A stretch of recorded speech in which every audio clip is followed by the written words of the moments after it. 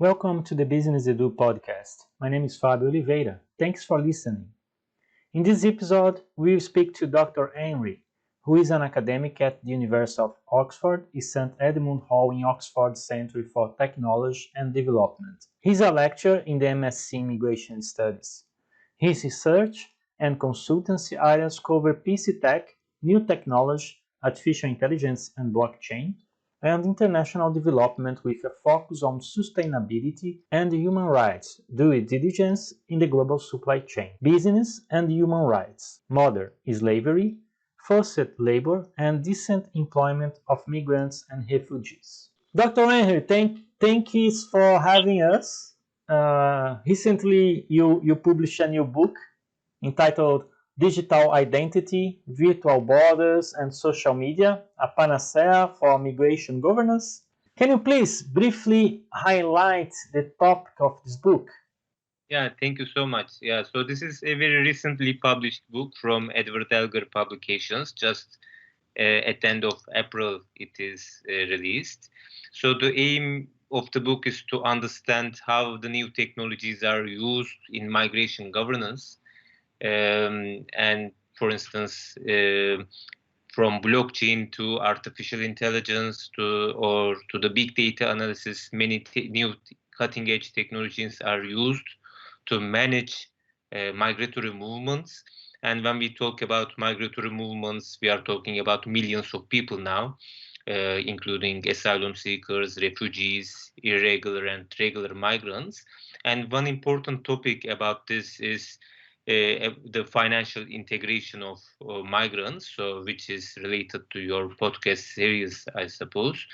And so we collected some papers dealing different aspects of these new technologies, looking at some case studies and trying to understand how these new technologies are employed in different fields. Like, so digital identity that we will talk today is about identification, but also about financial inclusion of migrants and refugees. Or the virtual walls is about this, or these smart walls are about the border security. And social media is a very important topic about the migrant integration. So this is a kind of a test about how new technologies have an impact on migration issues. Great. And the book is available on the Edward Elgar Publishing website at www.elgar.com. In the YouTube channel, you can see the address and as well the cover page of the book. And the publisher gives for free the first chapter. Yeah. So, Dr. Henry, I read the first chapter, very interesting, and the implementation of digital identification and digital technologies applied to immigration control is raising several critics.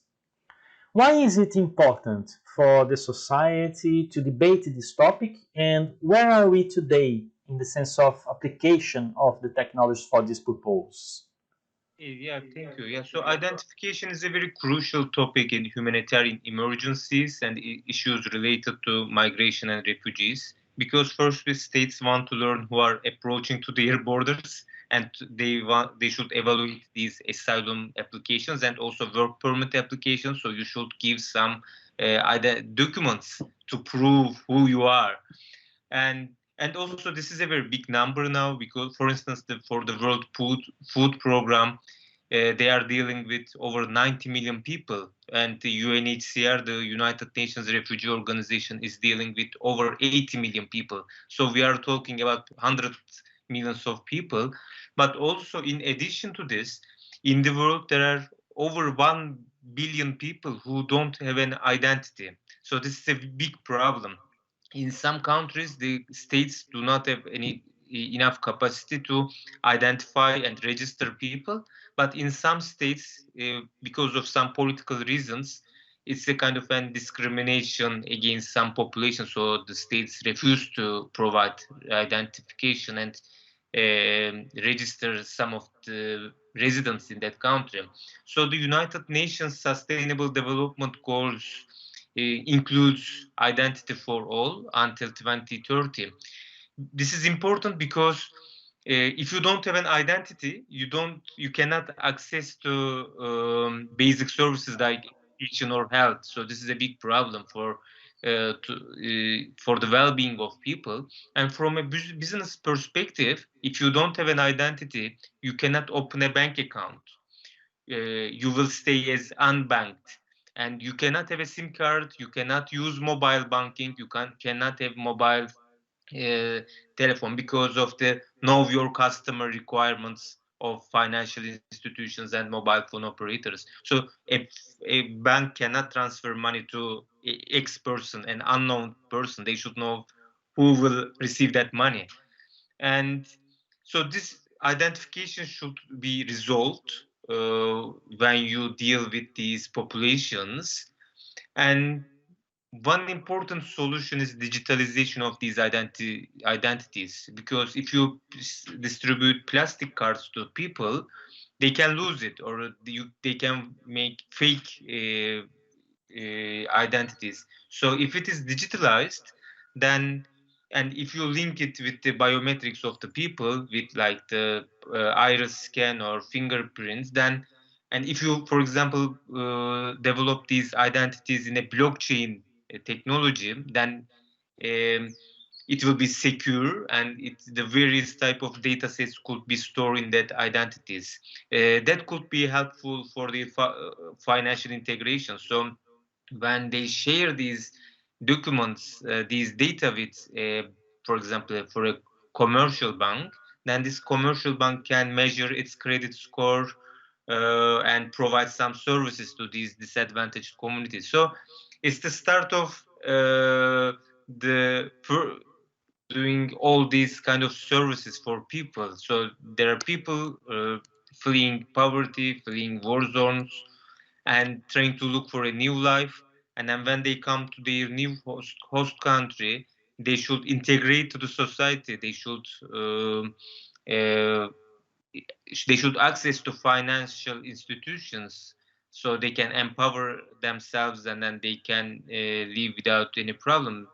So, but the first condition is to identify these people, and then when you solve this identification problem, then you can follow other policies as well. So here what we discuss is to benefit from new technologies. So then these digital identities can help people to survive in these difficult settings.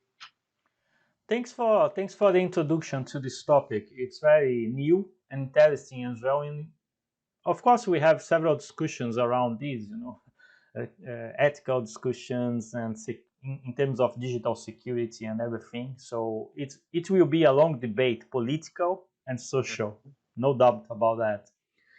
You and your team at Oxford Center for Technology and Development are preparing a report, and I thank you for sharing with me. The report is called Digital Identity, an analysis for the humanitarian sector. Mhm.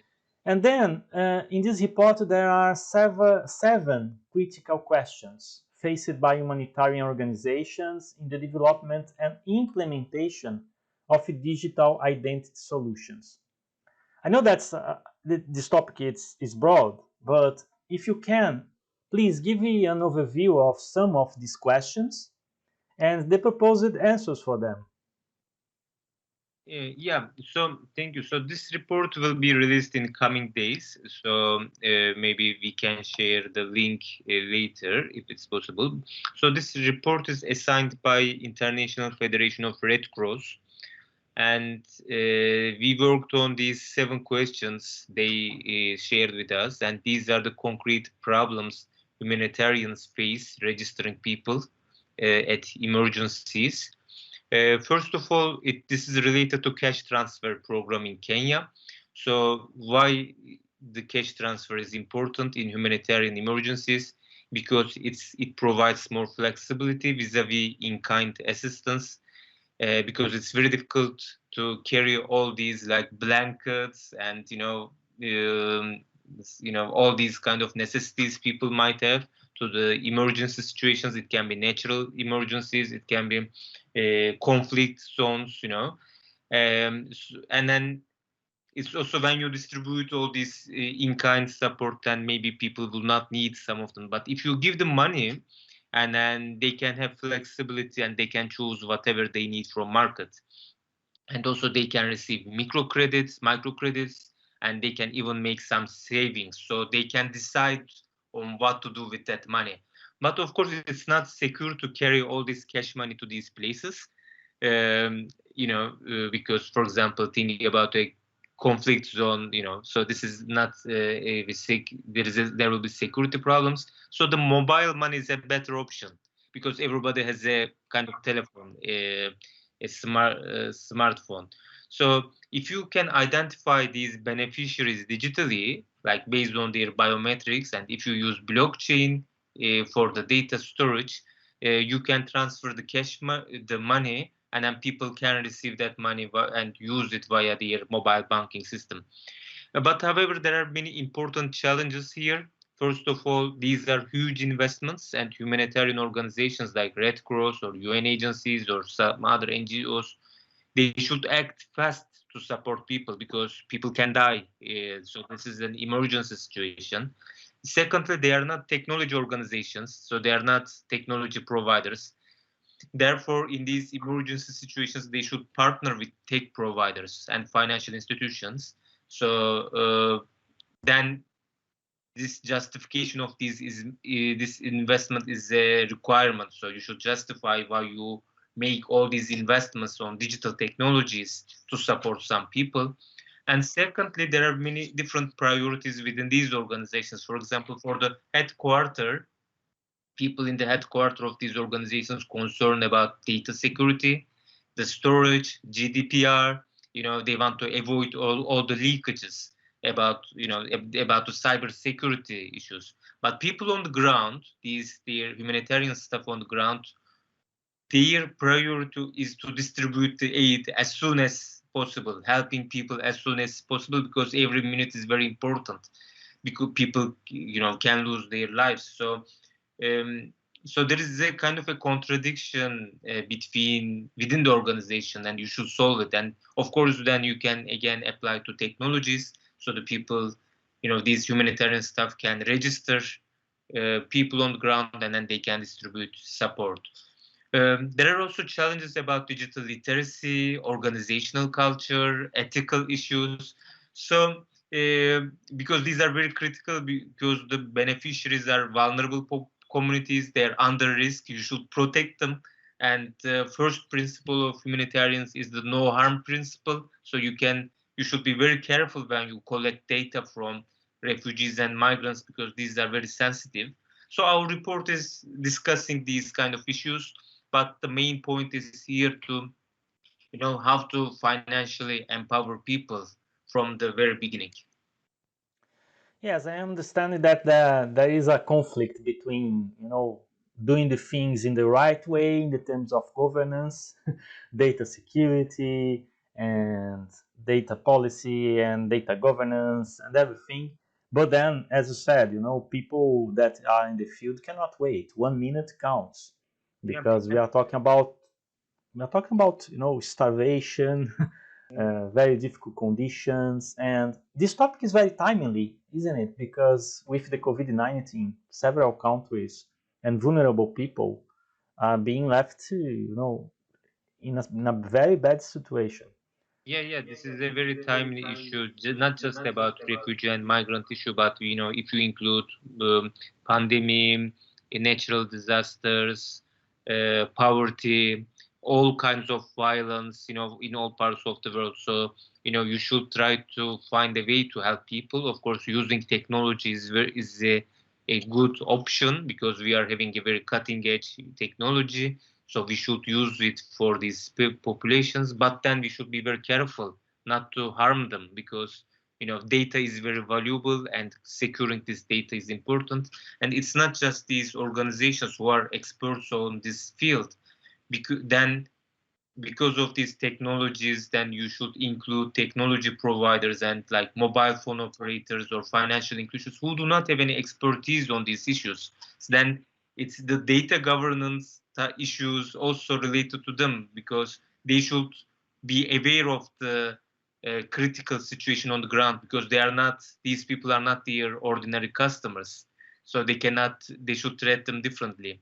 And we are talking about millions of people, so these are their potential customers, so these companies should have a policy to protect them as well. Yes, definitely. And said that, I understand that the actual data governance practices and protocols need revision to support the introduction of a new model, such as the digital identity systems we are talking about. What are the must-dos for decision makers, board members, directors leading the data governance practices, politicians, regulators? In your report, do you cover this aspect? What these stakeholders, let's say the investors, what they must do for Yeah, making this thing happen? yeah. So for all these organizations, this is not a social responsibility problem. So this is a business. So they will earn some profit from here. And as we are talking about, for example, with regard to the migrants, we are talking about almost 100,000 to 100 million people. But with people without identity, we are talking about 1 billion people. So this 1 billion people is out of the formal financial institutions. So if you invest in this area, you will have a new 1 billion customers, and then new markets. So this is an investable and area for these companies, for financial institutions, for mobile phone operators, for technology providers, and for any other companies.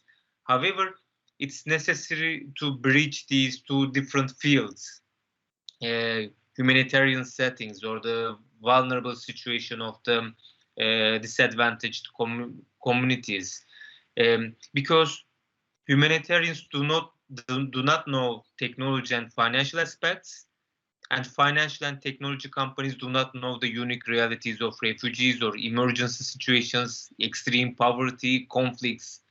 So there should be some kind of translators who translate different concepts and expectations of different fields. So it's not just going to a new market or a different country or investing in, attracting new clients. So this is a kind of a special area that you should have. You should be careful, because if you harm people on the ground, then it is also very bad for your company's prospects. And then why you should try to avoid all these problems. So in this discussion, maybe there are two different opposing views. One is a kind of a techno solutionism. That means the technology can solve everything, but this is not the reality.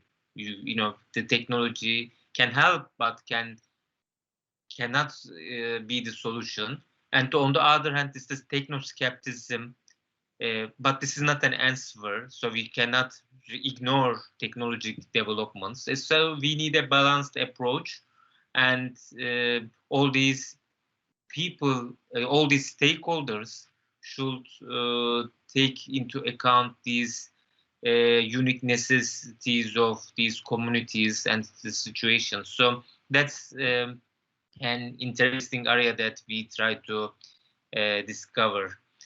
For instance, you cannot just send tailored, personalized ads as a part of your business model, because this might hurt refugees, or the people on the ground. So you cannot work as usual when you are investing in these areas. Yes, yes, definitely. It needs leadership to drive this. We need to raise this awareness, and it's not an activism. I wouldn't say activism, but I would say that we need at somehow to lead the way and get the attention of these powerful people and the financial institutions as well. So as you said, they have 1 billion potential customers over there in the field. And but then we have the digital systems, and we know that technology you can do anything, everything actually, and but costly. meticulously, and requires more than upfront financial investments. What is the suggested approach for the humanitarian sector and other companies to solve this dilemma of we must do digital transformation, but we have scarce resources? How can we suggest to deal with this dilemma? Yeah, so yes, this is a very, really a big problem because you cannot just simply employ blockchain or artificial intelligence. It is very costly, it takes time, and it needs expertise. So the first initiatives can come from some global corporations, like for example in the digital identity field, many big companies like Mastercard or Microsoft are investing in this area.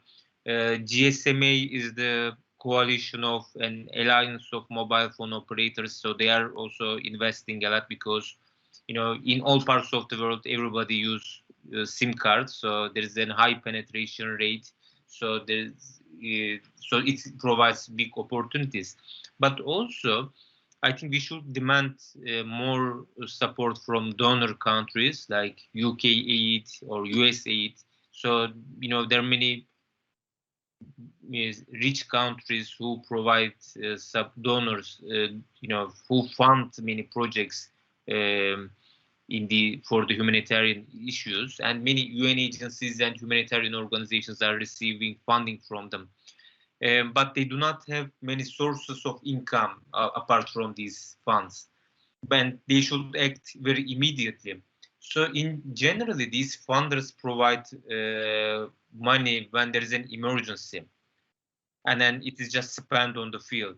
But maybe one approach could be these donor countries, donor institutions, who who are aware of the importance of technological developments, can fund these organizations to develop their technological capabilities, so they can develop their capacities and innovate in-house solutions. So, for instance, the data collected from refugees will not be a big problem because these UN agencies or humanitarian organizations could have some kind of capacity to protect the data they collect.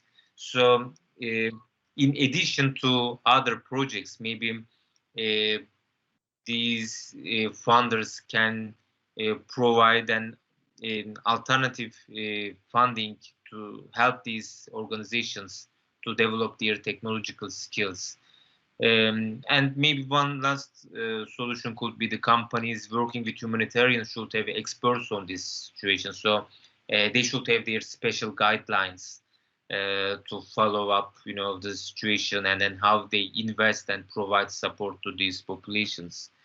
Um, because in theory, these could be temporary solutions, and then after, when the emergency situation ends, these people should live an ordinary, a normal life. Then the relationship between these companies should continue. So there can be some solutions, from the support of companies to the funders, and that to overcome the challenges they face today. Yes, thanks. Well, a software as a service model could be an option for the adoption of digital systems for these humanitarian and non-profit organizations. What are the advantages in your view and disadvantages of this model for non-profit organizations and small companies?